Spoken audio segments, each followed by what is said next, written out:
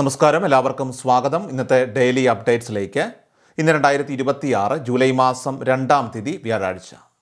ഇന്നത്തെ ഒരു പ്രധാനപ്പെട്ട വാർത്താ അപ്ഡേറ്റുകളും നാളെയും തുടർന്നുള്ള ദിവസങ്ങളിൽ നിങ്ങൾ അറിഞ്ഞിരിക്കേണ്ട, ശ്രദ്ധിക്കേണ്ട വളരെ പ്രധാനപ്പെട്ട വാർത്താ അപ്ഡേറ്റുകൾ, അറിയിപ്പുകൾ എന്തൊക്കെയെന്നാണ് ഇന്നത്തെ ഡെയിലി അപ്ഡേറ്റ്സിൽ നിങ്ങളുമായിട്ട് ഷെയർ ചെയ്യുന്നത്. എല്ലാ പ്രേക്ഷകരും പൂർണ്ണമായിട്ട് ഈ അപ്ഡേറ്റുകൾ ശ്രദ്ധിക്കുക. നിങ്ങളെല്ലാവരും വീഡിയോ ഒന്ന് ലൈക്ക് ചെയ്ത് എല്ലാ പ്രേക്ഷകരിലേക്കും മറക്കാതെ ഷെയർ ചെയ്ത് എത്തിക്കുക. നമ്മുടെ വാട്സപ്പ് ഗ്രൂപ്പിൽ ജോയിൻ ചെയ്യുക. വാർത്തകളും അറിയിപ്പുകളും എല്ലാ ദിവസവും കൃത്യമായി നിങ്ങൾക്ക് വാട്സപ്പ് ഗ്രൂപ്പിൽ ലഭ്യമാകുന്നതാണ്. നമ്മുടെ വാട്സപ്പ് ഗ്രൂപ്പിൻ്റെ ലിങ്ക് വീഡിയോയുടെ ഡിസ്ക്രിപ്ഷനിൽ അതുപോലെ കമൻറ്റിൽ നൽകിയിട്ടുണ്ട്.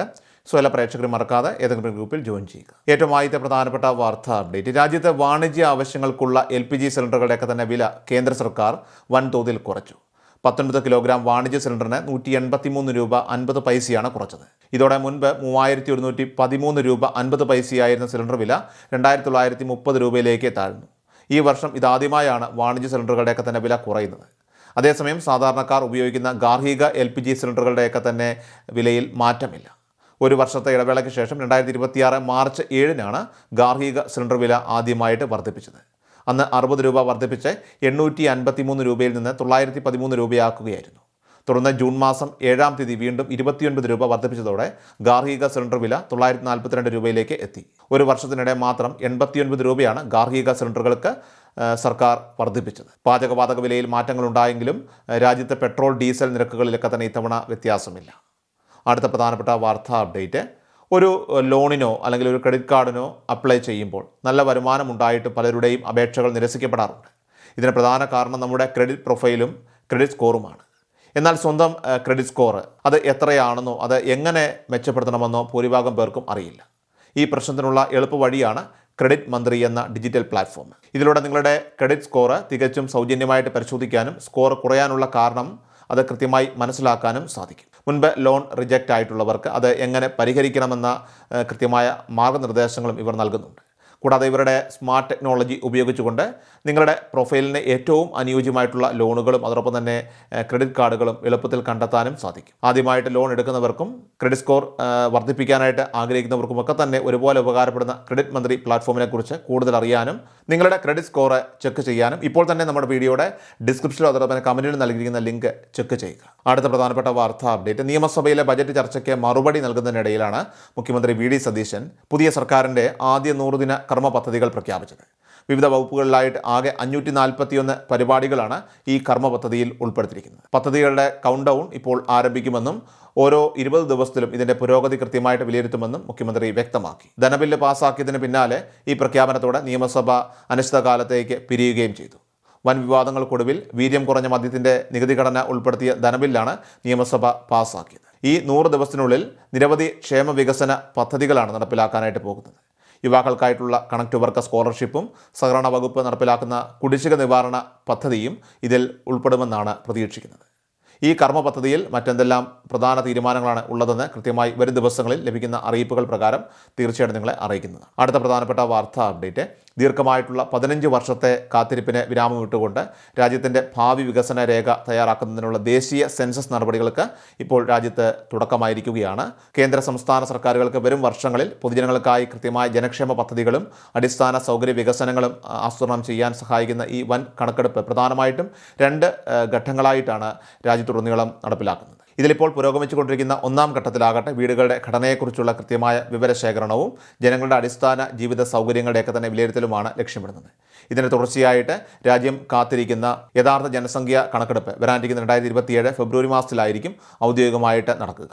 സാങ്കേതിക വിദ്യയുടെ വളർച്ച പ്രയോജനപ്പെടുത്തിക്കൊണ്ട് ഇത്തവണ ജനങ്ങൾക്ക് സ്വന്തമായിട്ട് വിവരങ്ങൾ രേഖപ്പെടുത്താൻ ഡിജിറ്റൽ സെൽഫ് എന്യൂമറേഷൻ സംവിധാനം ഒരുക്കിയിരുന്നു എന്ന പ്രത്യേകതയുണ്ട്. ഇതിനോടകം തന്നെ ഓൺലൈൻ വഴിയോ ഔദ്യോഗിക മൊബൈൽ ആപ്ലിക്കേഷൻ വഴിയോ തങ്ങളുടെ വിവരങ്ങളൊക്കെ തന്നെ ഡിജിറ്റലായിട്ട് സമർപ്പിച്ചവർക്ക് ആ സമയത്ത് ലഭിച്ച H എന്ന് ആരംഭിക്കുന്ന 11 അക്ക ഐഡൻറ്റിഫിക്കേഷൻ നമ്പർ മാത്രം വീട്ടിലെത്തുന്ന ഉദ്യോഗസ്ഥർക്ക് കൈമാറിയാൽ മതിയാകും. അവർക്ക് മറ്റ് ചോദ്യങ്ങൾക്ക് മറുപടി നൽകേണ്ടി വരില്ല. എന്നാൽ ഇത്തരത്തിൽ ഓൺലൈൻ വഴി വിവരങ്ങളൊക്കെ തന്നെ മുൻകൂട്ടി നൽകാത്തവരുടെയൊക്കെ തന്നെ വീടുകളിലേക്ക് സർക്കാർ ഉദ്യോഗസ്ഥർ നേരിട്ടെത്തുകയും അവരുടെ കൈവശമുള്ള ഡിജിറ്റൽ ടാബ്ലറ്റുകളൊക്കെ തന്നെ വഴി തത്സമയം വിവരങ്ങൾ രേഖപ്പെടുത്തുകയും ചെയ്യും. വീടിൻ്റെ നിർമ്മാണ രീതി, അതുപോലെ തന്നെ കുടിവെള്ള ലഭ്യത, വെളിച്ചം, ശൗചാലയ സംവിധാനങ്ങൾ, പാചകത്തിന് ഉപയോഗിക്കുന്ന ഇന്ധനം, അതുപോലെ കുടുംബാംഗങ്ങളുടെയൊക്കെ തന്നെ എണ്ണം എന്നിവയ്ക്ക് പുറമെ വീട്ടിലുള്ള വാഹനങ്ങൾ, സ്മാർട്ട് ഫോണുകൾ, അതോടൊപ്പം തന്നെ ഇൻ്റർനെറ്റ് കണക്ടിവിറ്റി ഉൾപ്പെടെയുള്ള ഉപഭോക്തൃ വസ്തുക്കളുടെയൊക്കെ തന്നെ വിവരങ്ങൾ വ്യക്തമാക്കുന്ന 34ഓളം ലളിതമായിട്ടുള്ള ചോദ്യങ്ങളാണ് ഈ ഘട്ടത്തിൽ ഉദ്യോഗസ്ഥർ ചോദിച്ചറിയുക. വരും തലമുറയുടെ വികസനത്തിൽ ഈ വിവരങ്ങൾക്ക് വലിയ പ്രാധാന്യമുണ്ട്. കാരണം നമ്മൾ നൽകുന്ന ഈ മറുപടികളെ അതിനെ കൃത്യമായിട്ട് വിശകലനം ചെയ്തുകൊണ്ടാണ് ഭാവിയിൽ നമ്മുടെ പ്രദേശങ്ങളിലേക്ക് പുതിയ റോഡുകളും മികച്ച ആശുപത്രികളും വൻകിട കുടിവെള്ള പദ്ധതികളും ഉൾപ്പെടെയുള്ള പൊതു സൗകര്യങ്ങൾ അനുവദിക്കപ്പെടുന്നത്. അതുകൊണ്ട് തന്നെ നമ്മുടെ നാടിൻ്റെ പുരോഗതിക്കായിട്ട് വീട്ടിലെത്തുന്ന ഉദ്യോഗസ്ഥരോട് പൂർണ്ണമായിട്ടും സഹകരിക്കുകയും യാതൊരു ഭയവുമില്ലാതെ കൃത്യമായിട്ടുള്ള വിവരങ്ങളൊക്കെ മാത്രം സത്യസന്ധമായിട്ട് അവർക്ക് മുന്നിൽ രേഖപ്പെടുത്തുകയും ചെയ്യേണ്ടത് ഓരോ ഇന്ത്യൻ പൗരൻ്റെയും കടമയാണ്. അടുത്ത പ്രധാനപ്പെട്ട വാർത്താ update. Viksit Bharat Rozgar and Ajeevika mission Gramin act എന്നാക്കിയ പുതിയ തൊഴിലുറപ്പ് നിയമം രാജ്യത്ത് പ്രാബല്യത്തിൽ വന്നിരിക്കുകയാണ്. പേരുമാറ്റത്തിനൊപ്പം തന്നെ രാജ്യത്തെ തൊഴിലുറപ്പ് തൊഴിലാളികളുടെയൊക്കെ തന്നെ വേതനത്തിലും പ്രവൃത്തി ദിനങ്ങളിലുമൊക്കെ തന്നെ വലിയ വർധനവാണ് കേന്ദ്ര ഗവൺമെൻറ് ഇപ്പോൾ പ്രഖ്യാപിച്ചിരിക്കുന്നത്. പുതിയ വിജ്ഞാപന പ്രകാരം നിലവിലുള്ള 100 തൊഴിൽ ദിനങ്ങൾ എന്നത് 125 ദിവസമായിട്ട് ഉയർത്തിയിട്ടുണ്ട്. പുതുക്കിയ വേതന നിരക്കുകൾ രാജ്യത്തെ സംസ്ഥാനങ്ങളിലും കേന്ദ്രഭരണ പ്രദേശങ്ങളിലും അടക്കം 34 ഇടങ്ങളിലും ഇപ്പോൾ നിലവിൽ വരുമെന്ന് കേന്ദ്ര ഗ്രാമവികസന മന്ത്രാലയം അറിയിച്ചു.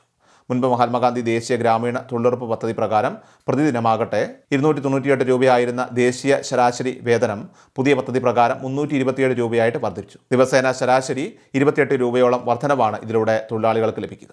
രാജ്യത്തുടനീളമുള്ള വേതന നിരക്കുകളിലെ ശരാശരി വർധനവ് 10%-ലധികമാണെന്ന് കേന്ദ്ര സർക്കാർ അറിയിച്ചു. കുറഞ്ഞ വേതന നിരക്കുള്ള സംസ്ഥാനങ്ങൾക്ക് ഏറ്റവും വലിയ നേട്ടങ്ങളൊക്കെ തന്നെ ഇപ്പോൾ ഉറപ്പാക്കിയാണ് ഈ വേതനഘടന രൂപകൽപ്പന ചെയ്തിരിക്കുന്നത്.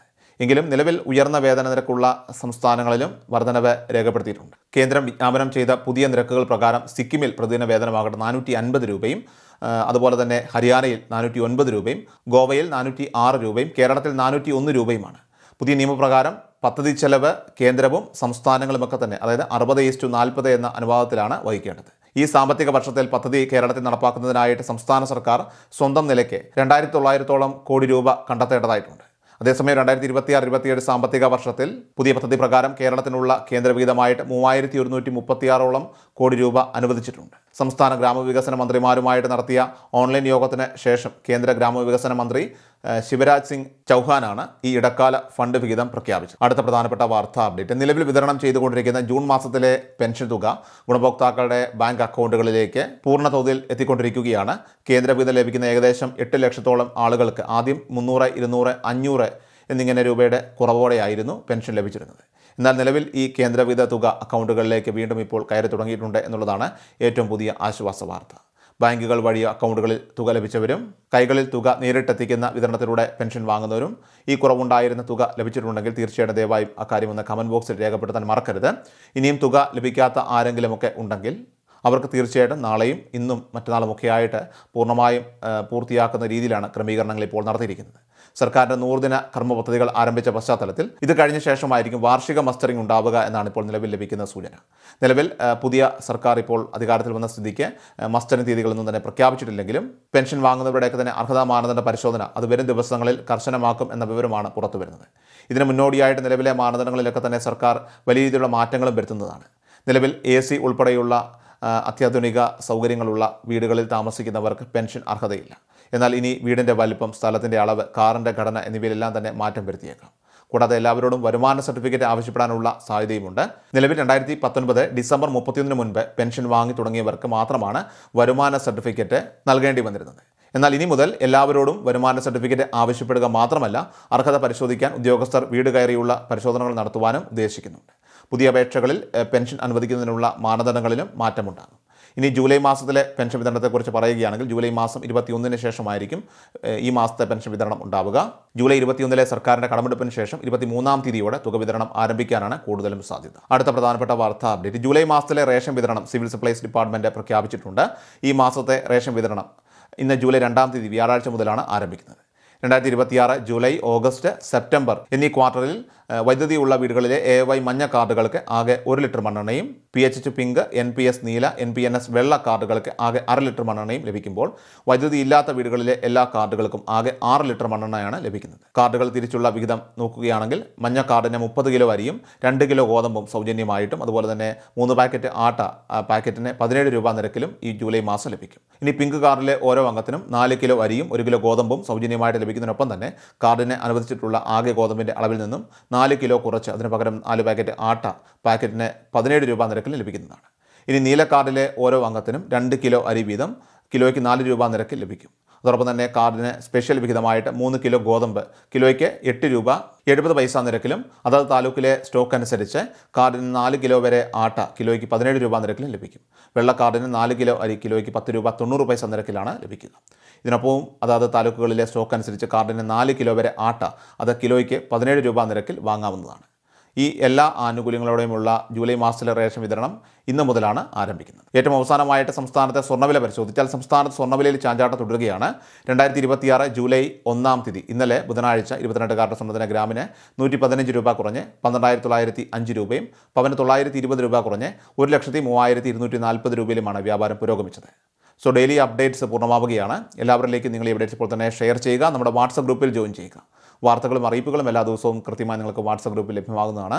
നമ്മുടെ വാട്സപ്പ് ഗ്രൂപ്പിൻ്റെ ലിങ്ക് വീഡിയോയുടെ ഡിസ്ക്രിപ്ഷനിൽ അതിന് കമൻറ്റിൽ നൽകിയിട്ടുണ്ട്.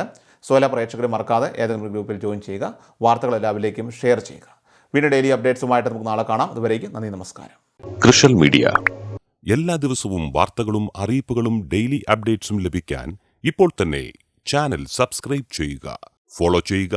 നിങ്ങളുടെ ലൈക്കും ഷെയർ നൽകി ഞങ്ങളെ സപ്പോർട്ട് ചെയ്യുക. നിങ്ങളുടെ അഭിപ്രായങ്ങൾ കമന്റ് ബോക്സിൽ രേഖപ്പെടുത്തുക.